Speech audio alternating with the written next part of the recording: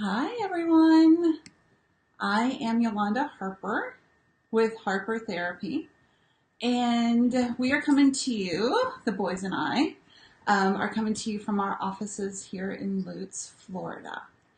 And I wanted to share today a little bit of information. I am joined by Toby. Toby, say hi. This is Toby. And Hobbs, who's down here. And they are part of the Harper Therapy team. They're my co-therapists. And I wanted to share a little bit of information about animals to help with anxiety.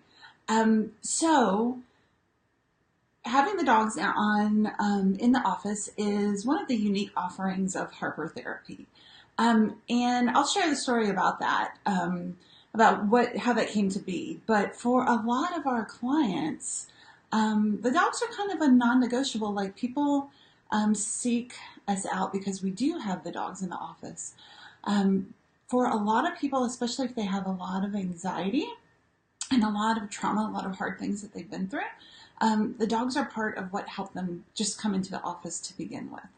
So I started doing some research about having the dogs in the office and animal-assisted therapy after spending some time with our veteran warriors on retreats and that kind of thing. And in the research with accelerated resolution therapy, a lot of times I'd have sessions with veterans who would have their service dogs with them.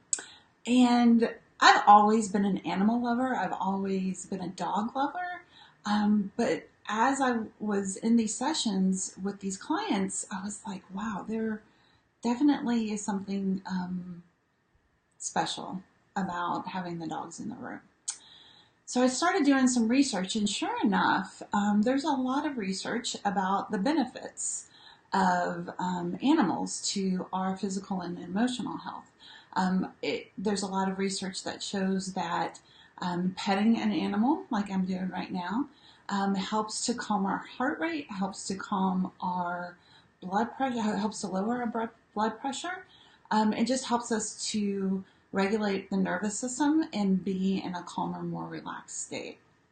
So that's a win, right? That's a win for our clients. That's a win for our therapists as well. Because I benefit just as much, if not more, from having the dogs in the office as clients do.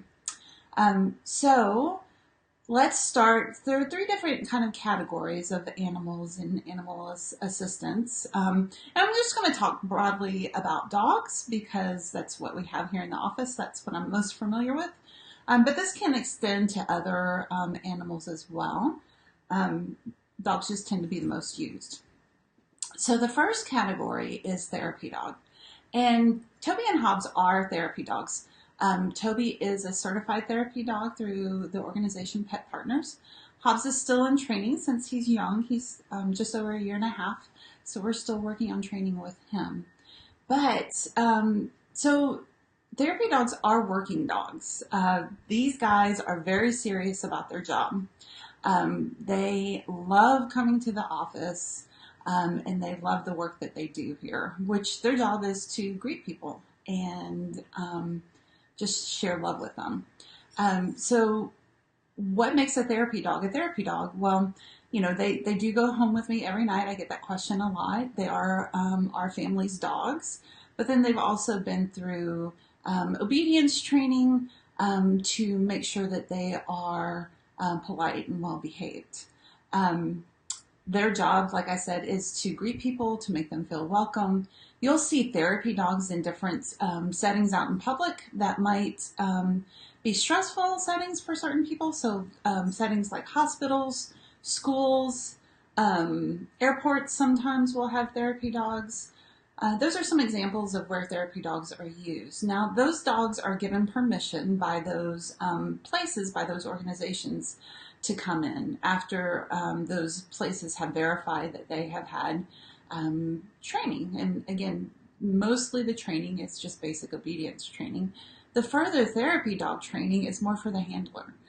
So the further training that certifies the dog as a therapy dog is just as much making sure that the dog is polite and obedient, but then also assessing the handler, and that would be the human in the situation, about what kind of teamwork is happening with the dog and the handler.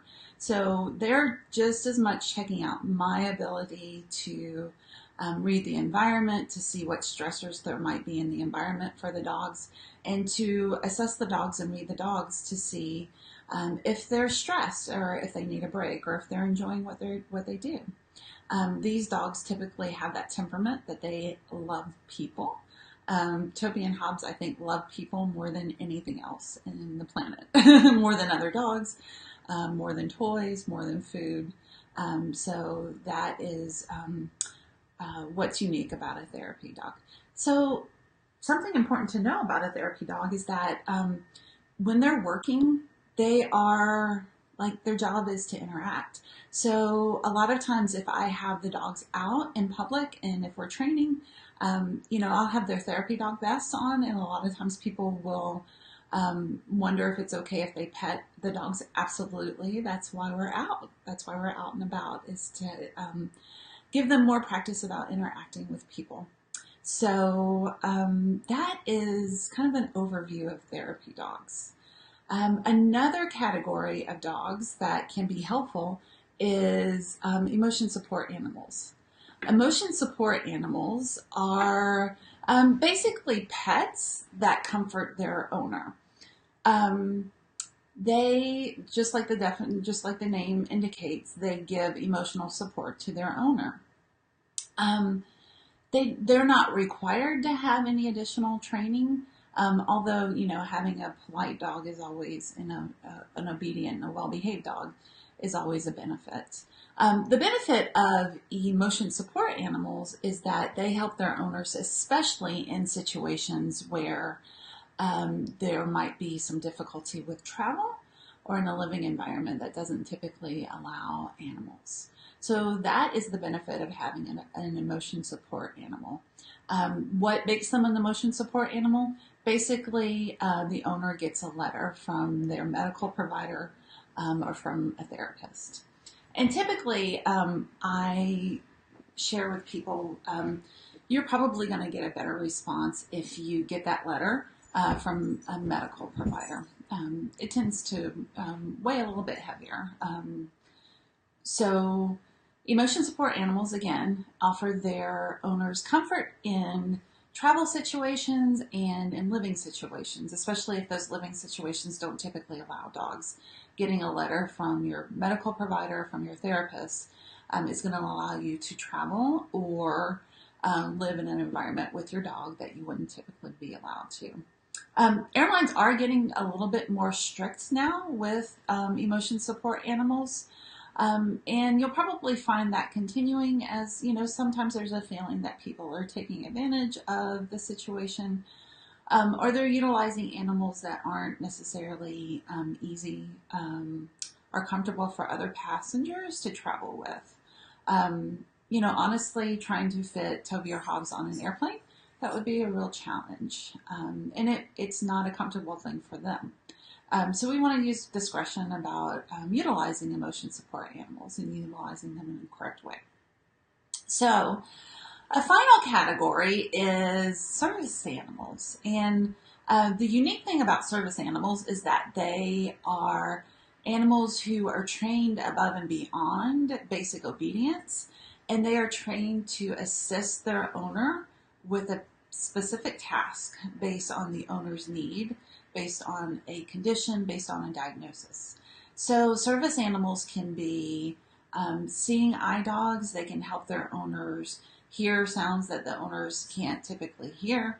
They can help with mobility assistance. They can help with balance and stabilization.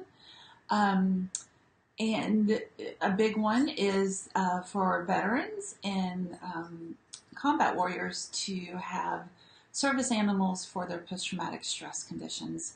And in those situations, they would alert the owner to a flashback or an upcoming panic attack and help calm the owner. Other utilizations of service animals are seizure alert dogs, and if someone has a medical condition like diabetes, a lot of times the dogs can sense a shift in and that as well, and alert the owner that there needs to be some action taken. So those are some examples of what service animals help with. Now, service animals are protected under the Americans with Disabilities Act. They are given rights to go into public places, whereas therapy and emotion support dogs are not. Therapy and emotion support animals are only allowed in public places when they're given special permission to do so. Service animals can accompany their owners into restaurants and stores. The business owners do have the right to check to make sure that the animal does help the owner with a specific task, but they're not allowed to ask what that task is. So there is some rights by the business owners to ask specific questions, but not so specific to compromise the owner's confidentiality. So those are the roles of therapy dogs, emotion assistance dogs, and service dogs. Now, a lot of times we, as I'm talking with people, they'll have a question about breeds. The breed doesn't matter as much as the temperament does. I had done a lot of research as far as breeds and temperaments as far as therapy dogs go. And we did, as we were first starting to find dogs to incorporate into our home and into the practice, look at shelters and those types of things. But part of the requirements for us as a family and here in the office was that the dog be non-shedding so that allergies wouldn't be an issue.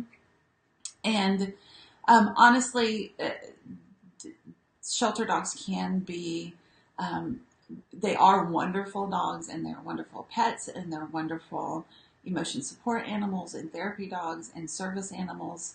But especially in having the dogs in the office with clients, I wanted to make sure I knew their background and history. So we did some research as far as the types of breeds who typically have temperaments that are conducive to therapy dogs. And Toby and Hobbs are F1B Golden Doodles, so they are the least likely to shed version of a Golden Retriever and Poodle mix. That means they happen to be more Poodle than Golden Retriever, so they look a little more poodly, but that makes them least likely to shed.